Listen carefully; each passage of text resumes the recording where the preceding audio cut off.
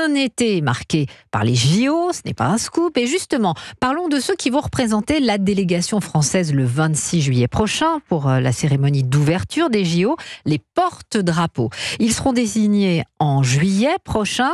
Mais sur quels critères, Martin Lange, on en sait désormais un petit peu plus. Oui, déjà, et c'est une grande première, les deux porte-drapeaux, un homme et une femme, seront désignés directement par les athlètes via un vote. Quoi de plus logique selon le président du comité olympique français, David Lappartient. C'est une volonté très claire de laisser quelque part le pouvoir aux athlètes. Qui était plus légitime que les athlètes pour choisir le porte-drapeau ? Personne. Et donc c'est bien la première fois que les 560 athlètes olympiques vont voter, un athlète, une voix. Je trouve que c'est formidable que ce soit les athlètes eux-mêmes qui choisissent leur porte-drapeau. Un vote qui aura lieu début juillet quand tous les sportifs tricolores seront qualifiés.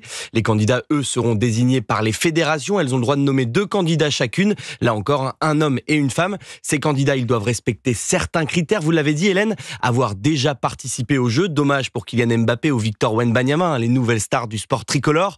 Ils ne peuvent pas avoir déjà été porte-drapeau, ce qui écarte de fait Teddy Riner ou encore Clarisse Agbenienou. Et enfin, ils doivent respecter les valeurs de l'olympisme. Alors, qu'est-ce que ça veut dire ? Par exemple, ne pas avoir été condamné par la justice, des critères assez restrictifs, mais qui, selon la présidente du comité paralympique, Marie-Amélie Le Fur, vont permettre de faire émerger de nouvelles figures. Ce sera aussi, je pense, l'occasion peut-être d'avoir des nouveaux visages qui émergent, mais qui sont des personnalités, des sportifs, qui ont tout autant de valeur et tout autant de place dans l'encart médiatique. Ces candidats, ils seront officialisés au mois de juin et on connaîtra les grands gagnants un mois plus tard, juste avant cette fameuse cérémonie d'ouverture sur la scène.